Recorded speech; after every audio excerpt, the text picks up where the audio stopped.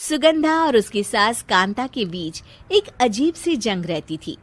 ये जंग थी किचन में कौन ज्यादा अच्छा काम करेगा और घर के सदस्यों के दिल जीतेगा।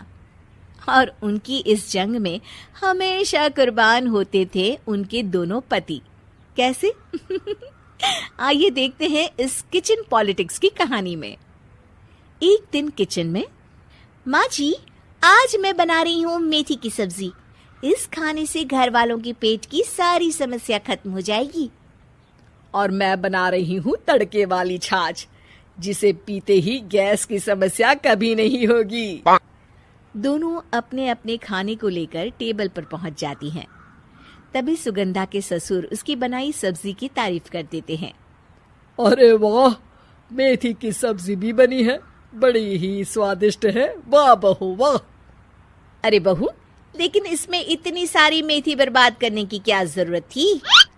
देखिए माँ जी, ये तो वो मेथी है जो आप रात में भिगोकर सुबह उसका पानी पीती हैं, और जो मेथी फेंक देती हैं उसी से मैंने ये सब्जी बनाई है। अरे वाह बहू, तुमने तो बड़ा ही समझदारी का काम किया। बस अब क्या था, कांता जी का तो मानो ये सुनकर खून ही सूख गया। वो फैसला कर लेती है कि किसी भी तरह वो अपने खाने की तारीफ लेकर ही रहेगी और सुगंधा को किचन में उसकी कमियां गिनाएगी। कांता फ्रिज खोलकर देख रही होती है और फिर सुगंधा से कहती है, अरे बहू, ये क्या, पूरा फ्रिज गंदा पड़ा है। तभी वहां सुगंधा का पति आ जाता है। वो सुगंधा को डांट कर कहता है, सुगंधा, तुम्हें कितनी बार कह रखा है कि वायरस फैल रहा है, साफ सफाई का पूरा ख्याल रखना है, लेकिन तुम किचन में इतनी गंदगी रखोगी तो कैसे चलेगा।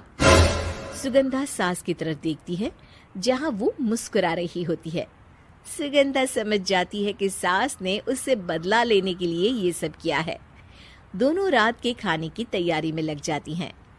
दोनों ना एक दूसरे की तरफ देखती हैं और ना ही एक दूसरे से बातें करती हैं।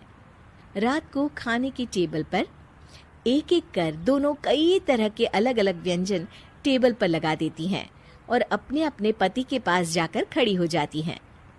अरे खाइए जी खाइए, मैंने बड़ी मेहनत से बनाया है। प्लेट में वो खाना डालती हैं। सुगंधा भी दोनों की प्लेट में खाना डालते हुए कहती है, बड़ी ही मेहनत लगी है इस खाने को बनाने में। हाँ, दोनों को ना चाहते हुए भी सारा खाना खाना पड़ता है। कहीं दही तो कहीं मलाई तो कहीं मसाला। और इन सब के बाद दोनों बड़ी ही मुश्किल से अपने कमरे में सोने जाते हैं। लेकिन अगली सुबह सुगंधा का पति चिल्ला रहा होता है, हाय रे, हाय मेरा तो पेट खराब हो गया। हाय माँ, बहुत दर्द हो रहा है। तो वहीं कांता के कमरे से भी कुछ ऐसी ही आवाज आने लगती है।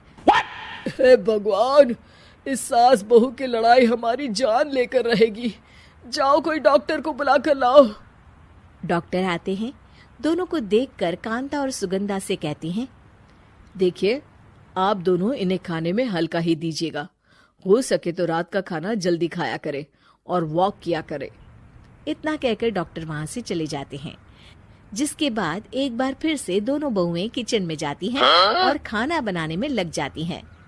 रात में खाने के टेबल पर दोनों एक बार फिर से खाना लगाने लगती है। पापा जी, मैंने ये पतली मूंग की दाल की खिचड़ी के साथ ये पापड़ और पुदीने की चटनी भी बनाई है। अरे बहू, अभी अभी बेचारे पेट की बीमारी से गुजरे हैं।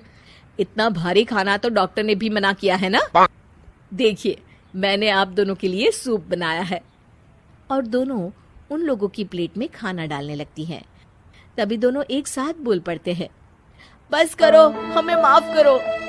हमें नहीं खाना इस घर में, ना खिचड़ी और ना ही सूप। हम इंसान हैं, एक वक्त में एक ही खाना खा सकते हैं। बस करो, हमें माफ करो। हमें नहीं खाना इस घर में, ना खिचड़ी और ना ही सूप। हम इंसान हैं, एक वक्त में एक ही खाना खा सकते हैं। इतना कहकर वो दोनों वहां से चले जाते हैं। कहानी का अंत। आप लोग उम्मीद कर रहे होंगे कि अंत में सब ठीक हो जाएगा।